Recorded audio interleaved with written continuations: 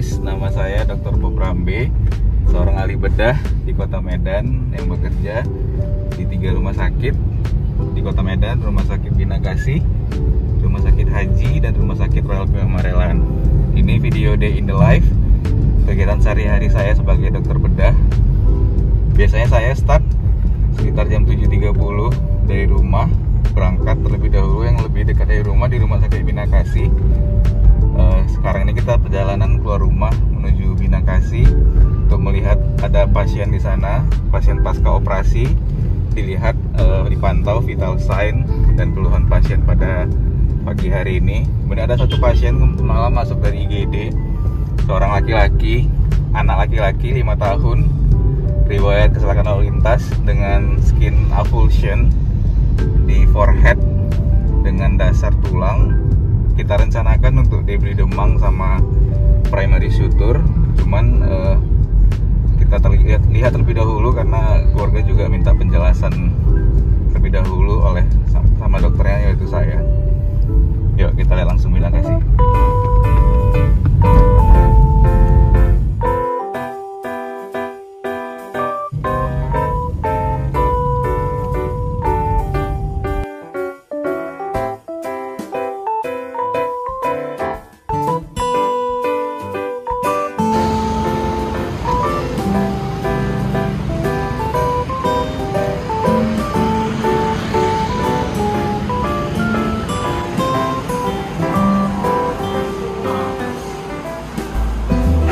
Oke guys, kita sudah sampai di Bina Kasih. Kemudian kita lanjut untuk visit pasien di lantai 4, lantai 3, dan lantai 2 untuk ruangan PICU. Yuk.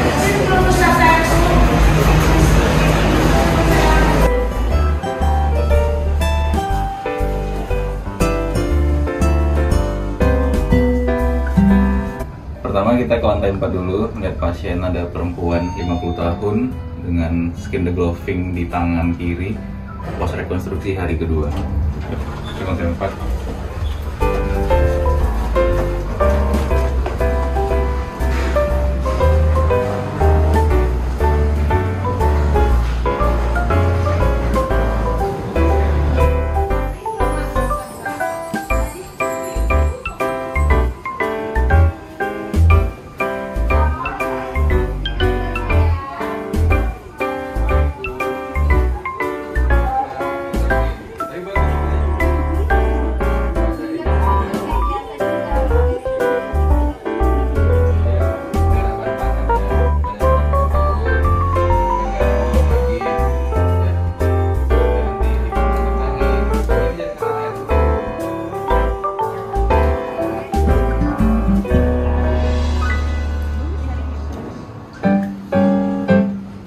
Oke, selesai sudah melihat pasien di lantai 4, kondisi alhamdulillah cukup baik dan rencana pulang hari ini. Kita lanjut untuk melihat pasien di lantai 3 dan lantai 2. Let's go.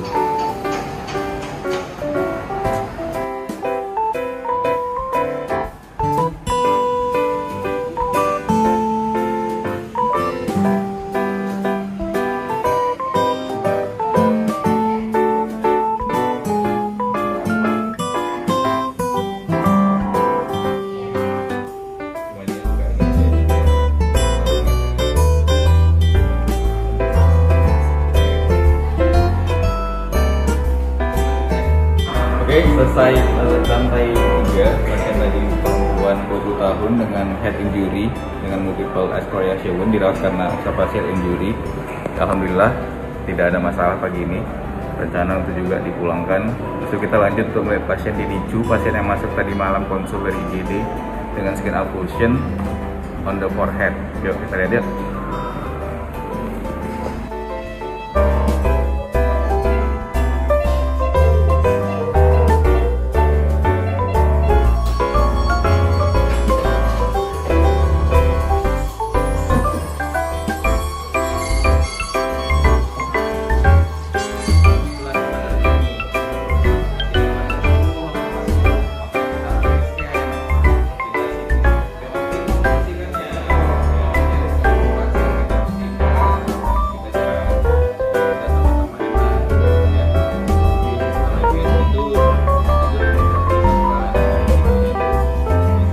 Oke, sudah selesai kita lihat pasien terakhir, pasien di Piju, baru masuk dari IGD dengan head injury GCS. Awal masuk GCS 10, alhamdulillah sekarang sudah GCS 15 dengan skin avulsi di forehead.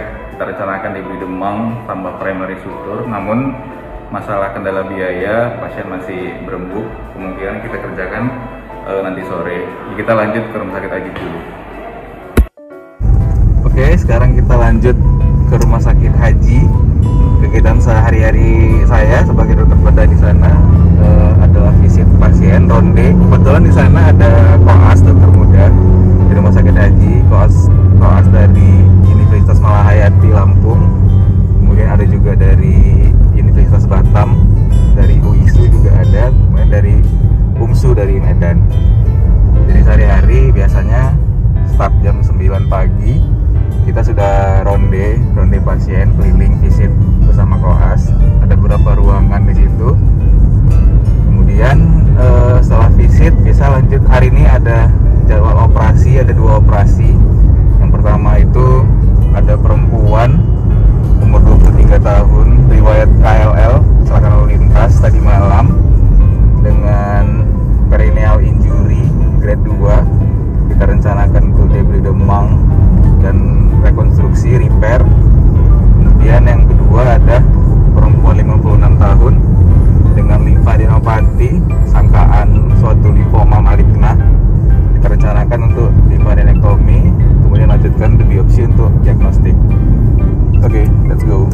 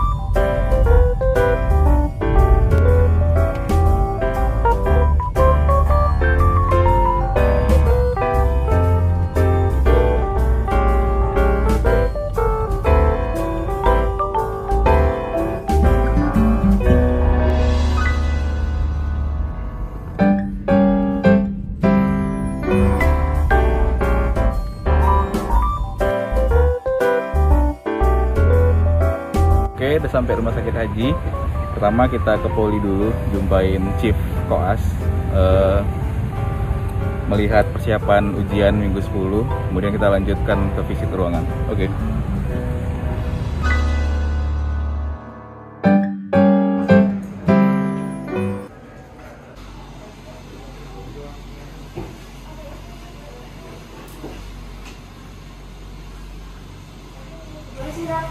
Iya.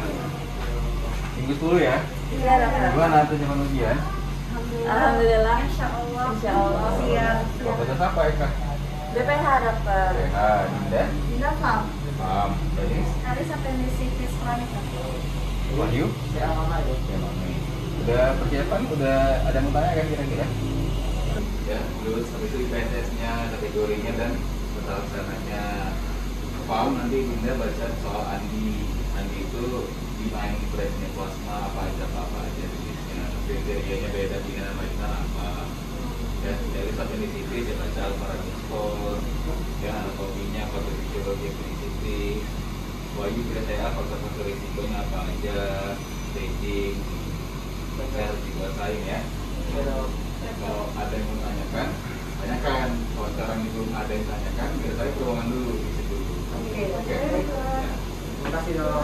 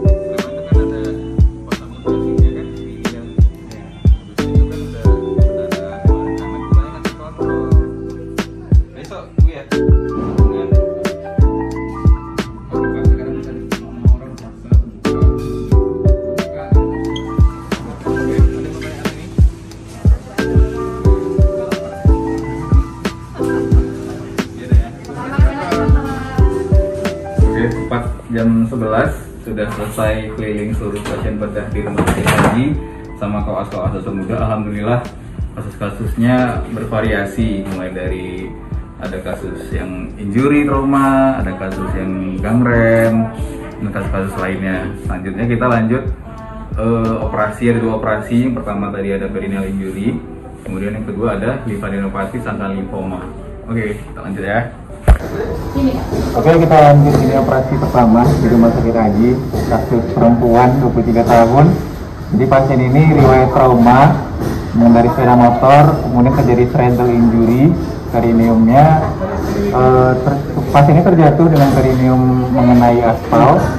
Jadi pada pemeriksaan fisik didapatin luka robek arah jam 11 pada perianal atau perineumnya. Kemudian pada RT dijumpai tonus sphincter ani longgar, artinya cederanya melibatkan sphincter ani. Jadi kita klasifikasikan sebagai perineum injury grade 3. Jadi treatmentnya kita lakukan ini debridement. Pertama kita debridement, kemudian kita repair perianal dan sphincternya, kemudian lanjutkan diversi sigmoidostomi. Pertama kita tetap hand strap, surgical hand strap, kemudian gowning gloving, lanjut ke operasi.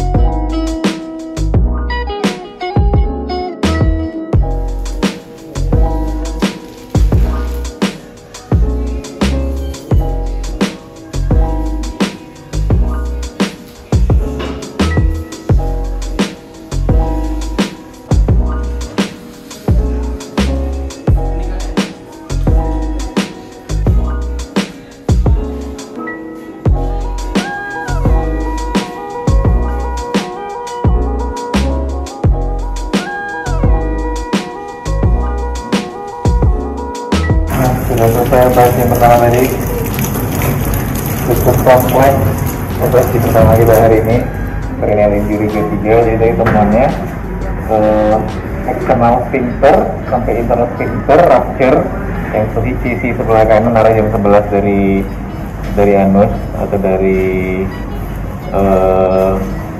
perineal arah jam 11, tapi tidak sampai, alhamdulillah tidak sampai through and through ke vagina ataupun ke rektum.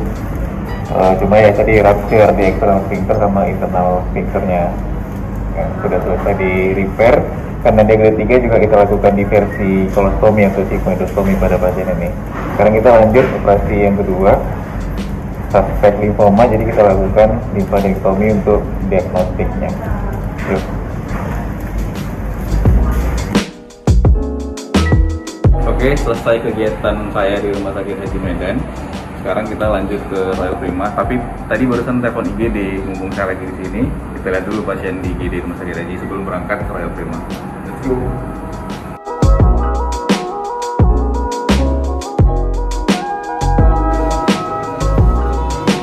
Kita selesai ngeliat pasien konsul dari IGD, laki-laki 23 tahun dengan sepsis, shock septic karena koroner gangren. Jadi kita rencanakan resusitasi dulu EGDT, kemudian kita lakukan SARS kontrol debridement. Mungkin kita persiapkan hari ini juga. Sebelum menunggu persiapan operasi, kita lanjut dulu ke Royal Prima.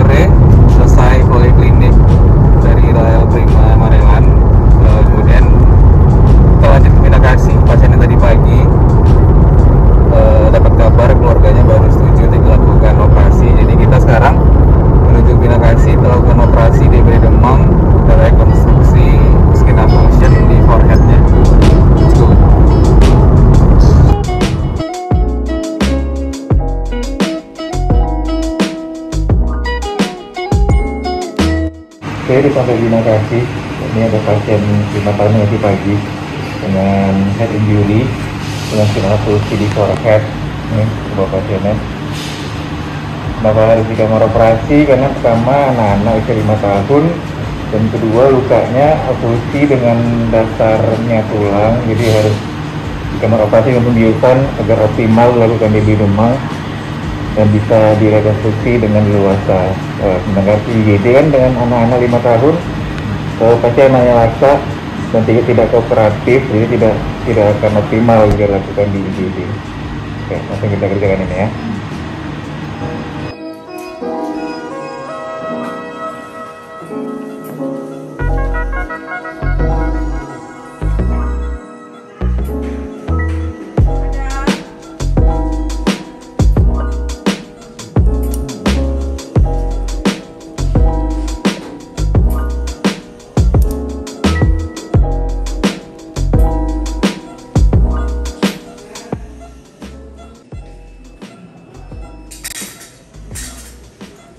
Intraoperatif head injury dengan skin avulsion di forehead setelah lakukan DBD demam dengan cairan irigasi berulang NaCl dengan presiden iodin dengan NaCl kembali. Alhamdulillah bleeding spot masih ada, kemudian kulit juga kesan masih viable, jadi kita bisa lakukan primary closure. Jadi yang paling penting pada skin avulsion ataupun skin developing menilai dari tepi luka. Kalau perlu kita marginal eksisi, kita lihat bleeding point-nya. Jika masih ada bleeding point, artinya kulit masih viable, jadi bisa kita lakukan dari primer atau primary closure atau primary suture tanpa ada rekonstruksi flap atau yang lainnya. Kemudian pada daerah wajah khususnya, menjahit itu cukup 2-3 mili aja dari tepi luka, dan jarak antara satu jahitan ke jahitan berikutnya juga nggak usah terlalu jauh, cukup 2-3 mili. Karena di wajah kayak pasteurisasi, penyembuhannya biasa cepat, 3-5 hari sudah healing, jadi jahitannya nggak usah berjarak-jarak, rapat-rapat saja. Tujuannya untuk post-op atau post jahitannya lebih scarless.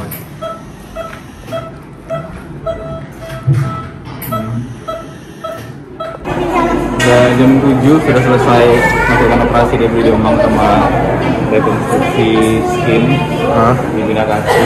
Kemudian kita lanjut lagi ke rumah sakit haji.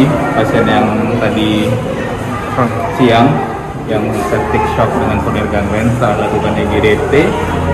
Kemudian sekarang pasiennya sudah stabil, sudah ada kenaikan tensi dan air juga mulai stabil. Jadi kita lakukan short control DBD demam nekrotomi di rumah sakit haji.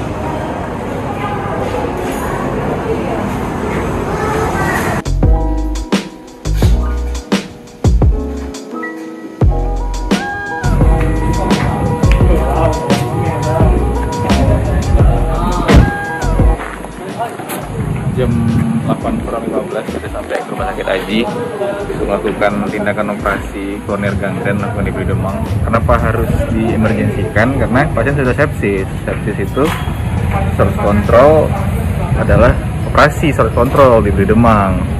Cuman kita tetap berperang lawan sepsis itu biasa ya, blood pressure rendah, takikardi, bisa sampai aki, gangguan kesadaran. Jadi tetap kita EGDT. Kalau sepsis campaign lama itu EGDT dengan cara cor cairan 30 kali berat badan, kilogram berat badan, diberikan selama 2 kali, nilai ulang tensinya gimana, kalau perlu pasang CPC, nilai CPP-nya. Cuman kalau yang sepsis campaign terbaru cukup sekali resusitasi, kalau naik tidak naik langsung segera lakukan operasi apapun resikonya. Cuma pada pasien ini alhamdulillah setelah lakukan EGDT, vital sign kembali normal, kesadaran mulai membaik, jadi harus kita lakukan segera DBD demam emergency. Nunggu pasien dibius, makan malam dulu cuy, isi tenaga.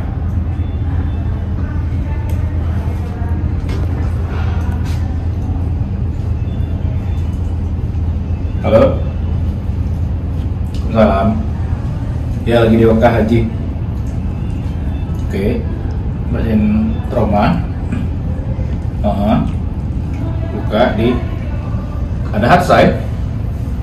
Oke, berarti curiga trauma vaskular ya. Ya udah, siapin aja. Habis debridement corneal gangren ini langsung itu ya, eksplorasi vaskular ya. Oke. Yuk, salam. Nambah cuy, hari yang panjang. Jadi selesai debridement corneal gangren, lanjut lagi ada pasien baru IGD, laki-laki 25 tahun dengan trauma vaskular. Jadi kita rencanakan untuk eksplorasi vaskular. Mantap.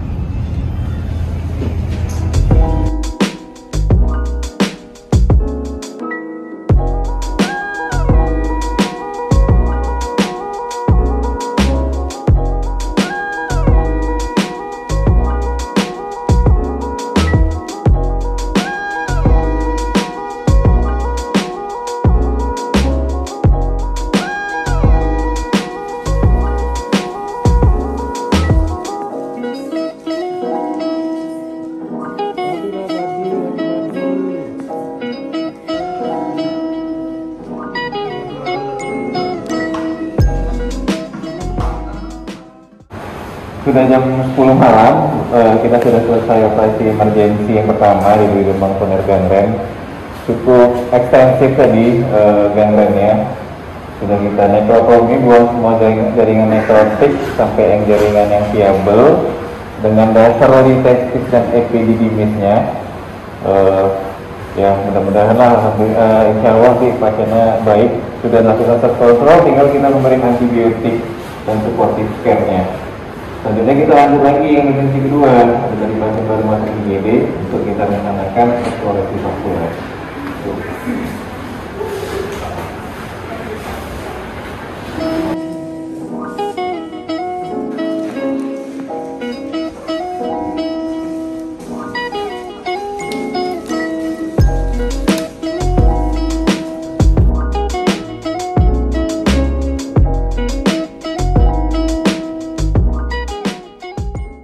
Baru selesai operasi yang kedua tadi emergensi kasus trauma vaskular. Jadi temukan tadi setelah eksplorasi vaskular dijumpai ada trauma tumpul pada arteri tibialis anterior. Karena dia trauma tumpul, ya tidak perlu dilakukan apa-apa, tidak ada tindakan intervensi. Ya cukup lakukan debridement. Dinilai juga potensi pulsasi ke distal juga masih bagus. Jadi cuma kita lakukan debridement lukanya, kemudian kita primary closure. Ya, sekarang saya lagi nulis laporan operasi, kemudian selesai ini selesai semua kegiatannya. Oke, udah selesai kegiatan hari ini. Tadi kita start dari jam 7:30 pagi, kemudian sampai sekarang selesai jam 12 malam. Kayak gitulah kurang lebih sehari-hari dokter bedah. Memang jadwalnya kadang di luar ekspektasi, apalagi ada kasus-kasus emergensi, kasus yang perlu penanganan segera. Dan sebagai dokter bedah juga banyak kasus-kasus yang variasi, mulai dari trauma, bisa juga kasus-kasus digestif seperti ileus obstruksi ataupun peritonitis, kasus-kasus ortopedi seperti open fracture ataupun ruptur tendon, kasus urologi seperti corneal gangren, bedah anak seperti apendisitis perforasi, hernia, dan kasus-kasus bedah lainnya.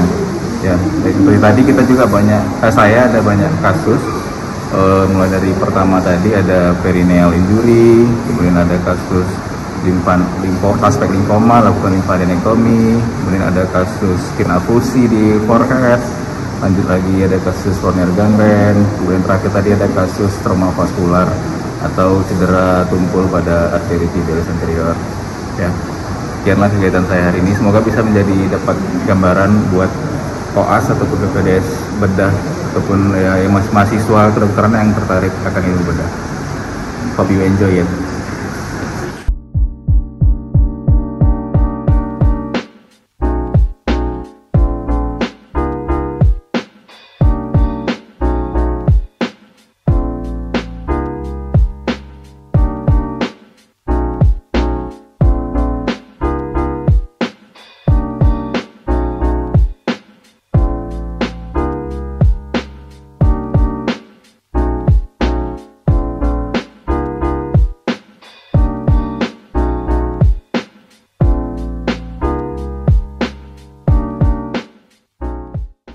Yeah.